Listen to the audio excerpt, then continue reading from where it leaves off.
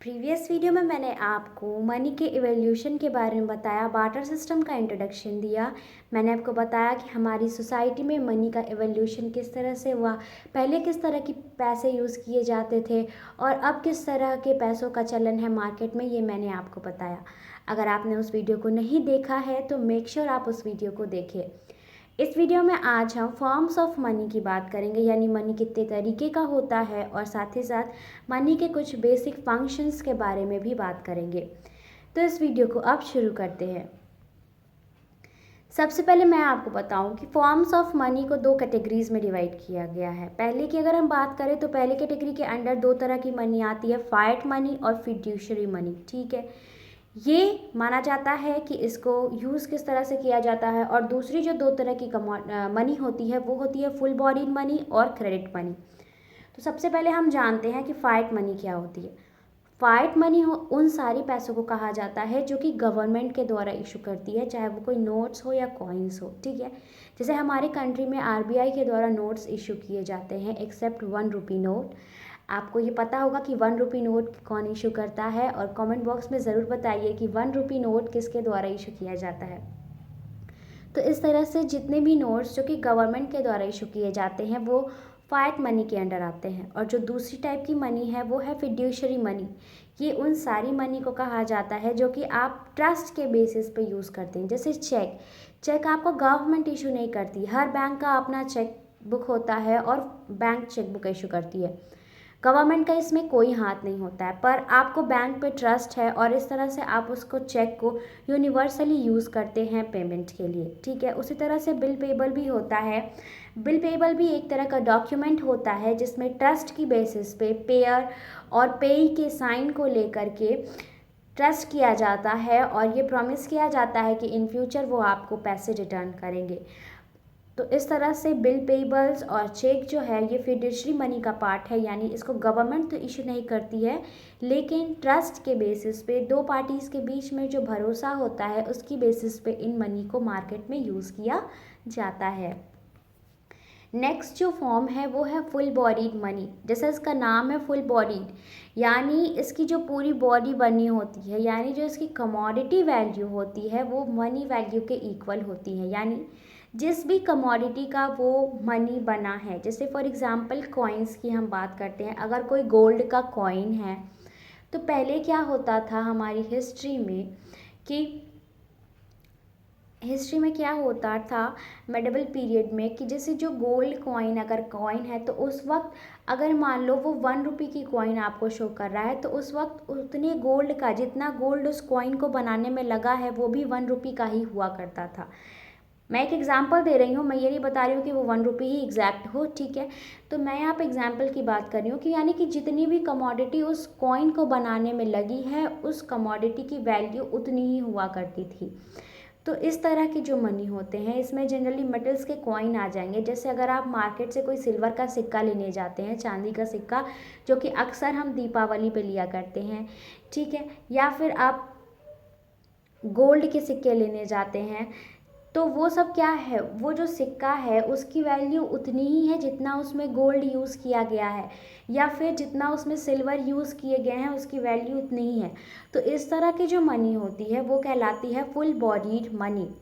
और ऐसी मनी जिनका मनी वैल्यू ज़्यादा होता है as compare to commodity value, उस तरह की मनी को हम क्रेडिट मनी कहते हैं। फॉर एग्ज़ाम्पल, आपका कार्ड्स, आप एटीएम कार्ड यूज़ करते हैं, उसमें आपके लाखों रुपए पड़े होते हैं, पर क्या उस एटीएम को बनाने में लाखों रुपए लगते हैं? ऐसा नहीं होता है। ठीक है ना।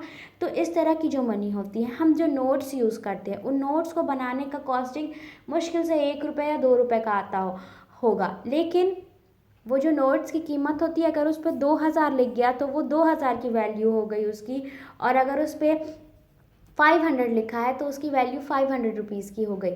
तो इस तरह से उस नोट की वैल्यू जितनी नहीं है, यानी उसकी कमोडिटी की वैल्यू, उसको बनाने में जितना खर्च नहीं आया है उससे ज़्यादा उसकी मनी वैल्यू है। आप 2000 की नोट लेके जाएंगे तो आपको लोग उस 2000 ही समझेंगे कि आप 2000 ही दे रहे हैं। ये नहीं समझेगा कोई कि ये 2 रुपये का नोट इसमें बनने का खर्च आया है तो आप 2 रुपये दे रहे हैं। नहीं, ऐसा नहीं होता है। जितना उस नोट पे प्रिंटेड है वो उतना ही उसका मनी वैल्यू है। तो इस तरह की जो मनी होती हैं, जहाँ की मनी वैल्यू ज़्यादा होता है as compare to commodity value, इस तरह की मनी को हम क्रेडिट मनी कहते हैं। तो इस तरह से 4 तरह की मनी हो गई, fight money, fiduciary money, full bodied money और क्रेडिट मनी। अगर आपको कुछ इसमें कन्फ्यूज़न है तो आप वीडियो को रिवाइंड करिए और फिर से इसे सुनिए। नेक्स्ट जो चीज़ है वो ये है फंक्शंस ऑफ मनी, यानी मनी के क्या क्या फंक्शंस होते हैं, मनी किस तरह से मार्केट में काम करती है। जो सबसे पहली चीज़ है वो है मीडियम ऑफ एक्सचेंज। हम सब जान रहे हैं हम मनी को as a medium of exchange use करते हैं, यानी कोई भी सामान को आदान प्रदान करने के लिए, कोई भी सामान को जब हमें ख़रीदना होता है तो हम इन रिटर्न क्या देते हैं, पैसे देते हैं। यानी हमें अगर किसी व्यक्ति से सामान खरीदनी है तो हम पैसों का इस्तेमाल करेंगे। तो इसे कहा जाता है कि मनी को हम किस तरह से यूज़ कर रहे हैं, मनी को हम as a medium of exchange use कर रहे हैं। नेक्स्ट जो थिंग है वो है यूनिट ऑफ वैल्यू, यानी मनी की जो यूनिट होती है उसकी कुछ वैल्यू होती है, मॉनेटरी वैल्यू होती है। जैसे 10 रुपये की नोट की वैल्यू 10 रुपये है, ठीक है। उसी तरह से 2000 रुपये की वैल्यू, 2000 नोट की वैल्यू 2000 रुपये की है, ठीक है। तो इस तरह से हर मॉनेटरी मनी की या फिर हर मॉनेटरी टर्म का एक मॉनेटरी यूनिट होता है, ठीक है, जो कि यूनिवर्सल होता है, हर व्यक्ति के लिए एक जैसा होता है। 10 रुपये की नोट को आप भी उसी तरह से देखेंगे जिस तरह से हम देखेंगे। जितनी वैल्यू आपके लिए है उसकी उतनी ही वैल्यू मेरी भी है। 10 रुपये से आप जो सामान खरीद सकते हैं वही सेम सामान मैं भी खरीद सकती हूँ, ठीक है। नेक्स्ट है standard of deferred payment. Deferred payment क्या होता है? डेफर्ड पेमेंट उस तरह के पेमेंट को कहते हैं जो कि इन फ्यूचर किए जाने वाले होते हैं, अभी नहीं। यानी जिनको प्रॉमिस किया जाता है कि आप फ्यूचर में पे करेंगे, अभी नहीं पे करेंगे, यानी एक तरह से क्रेडिट कह लेते हैं।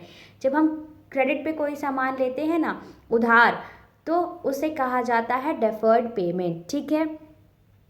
और इस तरह के पेमेंट को फ्यूचर में यूज़ किया जाता है। तो अगर मनी ना हो तो किस तरह से आप इसकी कोई वैल्यू लगाएंगे?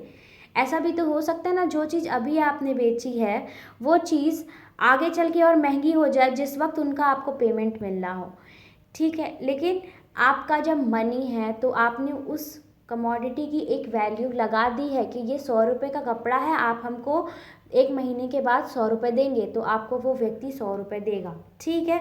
तो ये क्या हुआ, ये स्टैंडर्ड बन गया एक कि आपको 100 रुपीज़ देनी है, आपको एक दाम क्लियर हो गया कि आपको इतना ही देना है फ्यूचर पेमेंट में, ठीक है। अगर मनी नहीं होता तो क्या होता, आपने अभी ख़रीदा, आपने कह तो दिया मैं फ्यूचर में दूंगा, पर मान लो फ्यूचर में उसको उस चीज़ की ज़रूरत ना हो। जैसे अगर बार्टर सिस्टम रहता तो उसमें क्या प्रॉब्लम आती, फ्यूचर में अभी मुझे आपने मुझसे अभी ले लिया, ठीक है, पर अभी आप मुझसे कैसे ले पाएंगे, बार्टर पेमेंट में तो आप मुझसे अभी ले ही नहीं पाएंगे जब इन रिटर्न आप मुझको कुछ देंगे नहीं, ठीक है ना। तो इस तरह के जो भी आपने पढ़ा ना, एक तरह की मनी होती है जो कि मैंने आपको भी बताया कि एक मनी जो होती है जो कि गवर्नमेंट तो इशू नहीं करती है पर वो ट्रस्ट के बेसिस पे की जाती है इशू, यानी फिड्यूशरी मनी। ट्रस्ट के बेसिस पे मनी अगर आप इशू कर रहे हैं तो इसका मतलब ये भी तो होता है ना कि आप डिफर्ड पेमेंट कर सकते हैं, यानी फ्यूचर में पेमेंट कर सकते हैं। चेक्स, बिल्स पेबल, ये सब में क्या होता है, आप कल, परसों या महीने भर बाद या सालों भर बाद पैसे ले सकते हैं, उनसे अपना पेमेंट ले सकते हैं। Next thing is store of value. Money में कुछ वैल्यू स्टोर होते हैं। 10 रुपये की वैल्यू 10 रुपये की होती है, 2000 की वैल्यू 2000 की होती है, ठीक है। ट्रांसफ़र ऑफ वैल्यू, आप मनी को ट्रांसफ़र कर सकते हैं। अभी 2000 मेरे पास है तो उसकी ओनर मैं हूँ। अगर वो 2000 आपके पास चला गया तो आप 2000 के ओनर हो गए, ठीक है। तो क्या हुआ, वैल्यू जो है वो ट्रांसफ़र हो गया, ठीक है। तो इस तरह से ये कुछ फीचर्स थे मनी के, जिनकी बेसिस पे मनी के फंक्शंस कह लीजिए या मनी के फीचर्स कह लीजिए, जिनकी बेसिस पे हमारे इकोनॉमी में आज के समय में मनी का होना बहुत ही ज़रूरी हो गया है। इवन हम कोई चीज़ हम कोई चीज़ अज्यूम नहीं कर सकते बिना पैसे के। अगर पैसे ही ना हो तो फिर से वही बार्टर सिस्टम आ जाएगा, हमें फिर से कमोडिटीज़ का इंतज़ार करना पड़ेगा कि मुझे जो चाहिए वो सामने वाले के पास हो, सामने वाले को जो चाहिए वो मेरे पास हो, जिस वजह से फिर डबल कोइंसिडेंस ऑफ वांट्स आएगा और हमारी जो इकोनॉमी इतनी स्मूथली चल रही है मनी की वजह से, ये फिर से प्रॉब्लम में आ जाएगी। तो मनी का होना सोसाइटी में बहुत ज़रूरी है ताकि जो एक्सचेंज है वो बहुत ही आसानी से, बहुत ही अच्छी तरीके से हो सके। तो इस वीडियो के लिए बस इतना ही। अगर आपको मेरी वीडियो ये अच्छी लगी हो, इस वीडियो से थोड़ी सी भी इन्फॉर्मेशन मिली हो, तो प्लीज़ इस वीडियो को लाइक करिए, चैनल को सब्सक्राइब करिए और फ्रेंड्स के साथ शेयर करना मत भूलिए। Thank you.